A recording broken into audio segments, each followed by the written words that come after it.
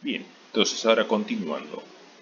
Ya hemos visto algunos de los problemas que implica integrar fuentes renovables de energía, desde la incertidumbre de la producción, la transmisión de esa energía, la predicción de la producción día a día y la dinámica en general.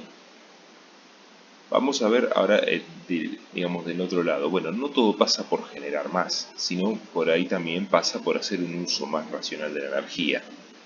Y en eso también es uno de los desafíos de la red eléctrica inteligente, que es, bueno, cómo podemos hacer para consumir menos, o más que consumir menos, hacerlo de forma más eficiente, que sea más útil.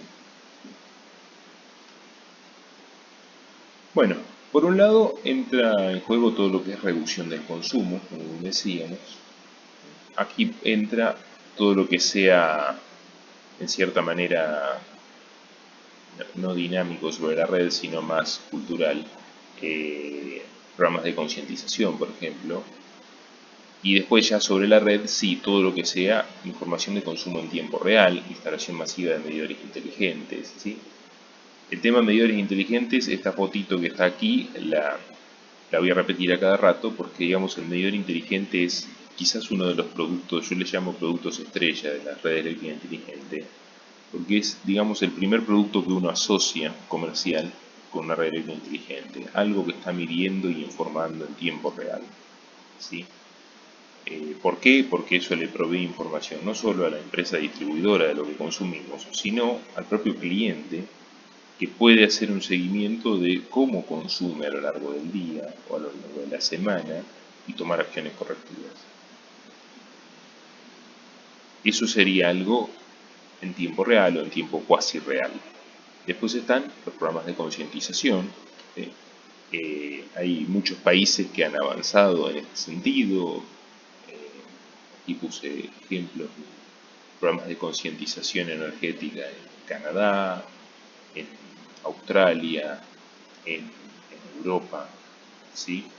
Programas para generar políticas de concientización a la sociedad o a los comercios o a las industrias para reducir el consumo a través de las buenas prácticas, a través del asesoramiento en la elección de tecnologías o de uso de tecnologías. Eh, Cuando hablamos de programas de concientización, a veces pueden ser cosas tan básicas como esto que está listado en esta tabla, ¿sí? Desde cosas que tienen costo nulo, como parece trivial decirlo en este momento, pero hablar de apagar las luces, de conectar equipos que están en modo stand-by, eh, cambiar la forma de uso de los ciclos de lavado, etcétera. ¿Sí? Esas son cosas en las cuales cambios de hábitos simplemente pueden reducir el consumo y hacerlo más eficiente, porque no es que uno deja de hacer cosas, sino que las hace de una manera más inteligente. Cuestiones de costos bajos o medios, como es comprar dispositivos con mayor eficiencia energética cuando se necesita reemplazarlos, desde las lámparas hasta heladeras, lavarropas, y cosas con costo más alto que ya hablamos de la filosofía por ahí de la construcción o de la arquitectura en sí, ¿no? Nueva arquitectura o nuevos diseños que permitan tener mejor aislación térmica, que aprovechen mejor la iluminación natural. Sí, hay muchas edificaciones antiguas que se han hecho como se pudo y bueno, no son buenas ni térmicamente ni aprovechan la luz solar, más que nada cuando hablamos de grandes ciudades donde además hay muchas zonas de sombra. Aquí en la Argentina hace unos años ya se popularizó el uso de las etiquetas de eficiencia energética para los dispositivos eléctricos, sí, esto entraría en esta parte de medidas de costo bajo o medio.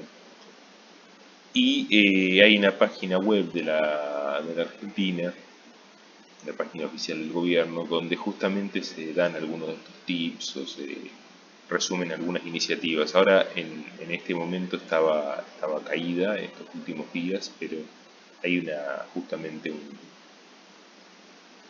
una página de concientización sobre el uso de energía eléctrica. Después, no solo está la cuestión de reducir el consumo, sino a qué costo. ¿Por qué? Porque reducir el consumo puede tener costos ocultos. Y aquí saco a relucir un tema que se ha debatido y se sigue debatiendo, que es cuál es el impacto de los sistemas de bajo consumo. Y voy a poner el ejemplo que tenemos más a mano, que es el de las lámparas. Las lámparas de bajo consumo, ya sea las lámparas fluorescentes compactas o las lámparas LED, reducen su consumo porque utilizan pequeños convertidores de potencia, de baja potencia, que trabajan en modo no lineal. Ahora bien, lo que reducimos de consumo lo logramos a través de degradar en cierta manera la calidad de la energía eléctrica. Veamos aquí una comparación muy simple.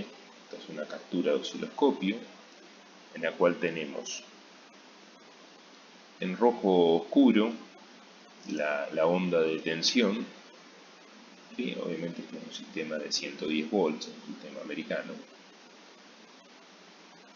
En un rojo más oscuro, un bordeaux o un marrón, tenemos la onda de corriente de una lámpara incandescente. ¿Sí? La lámpara incandescente no es más que un alambre, por lo tanto tiene solo resistencia, y lo que vemos es que, claro, entre corriente y tensión hay una proporcionalidad, o sea, es una versión escalada, ¿sí? Por ley de Ohm, corriente, tensión sobre resistencia, resistencia constante, tiene que tener la misma forma de onda. Y la otra línea, que también está en color marrón, representa la onda de corriente de una lámpara de bajo consumo, en este caso una lámpara fluorescente compacta. Claro, nótese que comparando áreas hay una reducción muy importante. El área de esta curva de la lámpara fluorescente compacta es mucho menor al área de la lámpara incandescente. Entonces claramente estamos consumiendo menos energía de la red. Ahora, la forma de onda es claramente no lineal, ¿sí? Ya no hay una cuestión de escala entre tensión y corriente, sino que hay una cuestión de distorsión de forma de onda. Y la gran pregunta es, ¿cómo afecta esto al conjunto de la red? ¿O cómo afecta esto a determinadas partes de la red eléctrica? Aquí tenemos otra captura de pantalla donde se ve la corriente consumida con una lámpara LED, que sería, digamos, la evolución. Hoy en día, así como pasamos de la incandescente a la fluorescente compacta, después pasamos a la LED. Fíjese que el consumo eléctrico de la lámpara LED también es fuertemente no lineal. Entonces, la primera pregunta es, ¿cuál es el impacto real? Tenemos menos consumo, pero tenemos mayor distorsión. ¿Hay efectos acumulativos? Bueno, aquí vamos a encontrar las dos posturas. Tenemos desde estudios e investigadores que han hecho, digamos, relevamientos que dicen que hay efectos cancelatorios, o sea, si bien el consumo de una lámpara en particular o de 10 lámparas es fuertemente no lineal, cuando multiplicamos eso por cientos o por miles, hay efectos cancelatorios, ya que todas las lámparas son diferentes, no están sincronizadas entre sí, y por lo tanto el efecto de distorsión de forma de onda que puedo introducir yo en mi casa se compensa en cierta medida con lo que producen todos los vecinos de mi manzana. Y hay otros estudios y otros investigadores que sostienen lo contrario, que dicen que no es así, o sea, puede haber algunos efectos cancelatorios, pero que el balance neto es que hay una distorsión de forma de onda y que eso provoca inconvenientes de saturación de transformadores, reducción de vida útil de transformadores, salto de protecciones, envejecimiento acelerado de los cables, etc. Sin duda es un punto donde todavía falta quizás estudios superadores o falta más información, ¿bien? Pero digamos es una cuestión a tener en cuenta dentro de un esquema de reducción de consumo, que todo tiene su precio. Y si hablamos que las redes eléctricas inteligentes centran parte de su prioridad en la calidad de la energía, bueno, esto claramente es un problema de calidad de energía. Bien.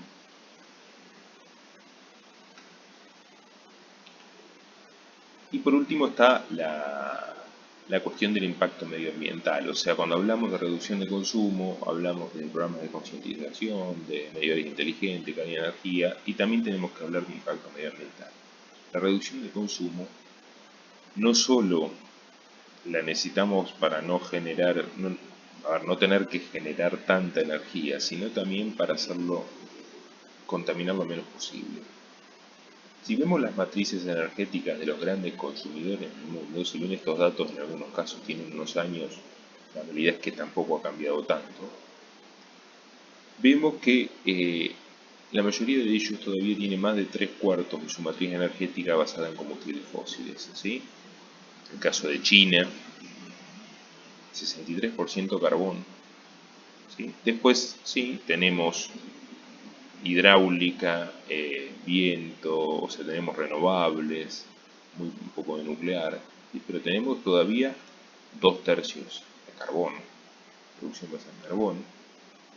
En Europa se ha hecho un gran esfuerzo y se han logrado avances notorios en el uso de energía renovable, pero fíjense que todavía sigue siendo una parte menor de la torta. El petróleo y el carbón involucran el 50%. ¿Sí? Después, además, tenemos un 13 de nuclear y un 23 de gas, pero digamos, carbón y petróleo sigue siendo el 50%. Y los Estados Unidos, que claramente es el otro gran contaminante, tiene también un 50% de gas de carbón y petróleo en su matriz energética. Por lo tanto, en todos estos casos, eh, se ve patente la necesidad de no solo introducir renovables, sino de hacer más eficiente el consumo para no tener que recurrir tanto a estas fuentes contaminantes. Una cuestión aquí que la pongo un poco como colateral, pero que forma parte también, si vamos a hablar de una red eléctrica inteligente, son los vehículos eléctricos, ¿sí? Si bien uno puede pensar que tiene que ver un vehículo eléctrico, una red eléctrica, justamente tiene que ver con que es eléctrico, ¿sí? Y ese vehículo se va a tener que cargar en la red y se va a cargar en distintos puntos de la red. Y hoy va a estar acá y mañana va a estar en otra ciudad. Por lo tanto, es una carga móvil. Por eso, cuando en cualquier libro o informe dedicado a redes eléctricas inteligentes sale en algún lado el ítem del mercado del vehículo eléctrico.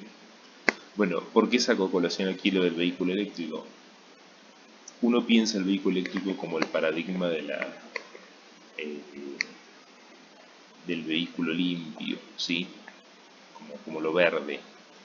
Pero la realidad es que un vehículo eléctrico es tan verde como verde es la matriz energética donde se conecta, ¿sí? Entonces hay estudios como este que muestro aquí, en el cual se ve que utilizar un vehículo eléctrico no es ecológico, por ejemplo en la India, en Sudáfrica o en Australia, y sí es ecológico si lo usamos en Brasil, Suecia, Islandia o Paraguay, ¿sí? ¿Y por qué es eso? Y bueno, básicamente por la matriz energética que tienen. Estos países, India, Sudáfrica, Australia, tienen mucho generación basada en carbón, mientras que estos países que tenemos aquí abajo tienen la matriz energética es fuertemente hidroeléctrica.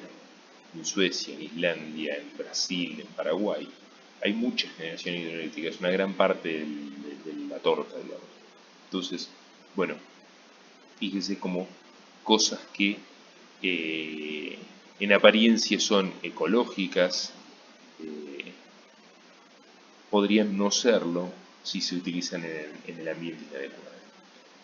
Toda esta información, la de las diapositivas pasadas y de las que siguen en general, van a encontrar referencias que yo voy dejando al pie de la presentación para ampliar algunos de estos temas, ¿sí? Por ejemplo, esta parte de transporte es esta web de Green Transportation, ¿sí?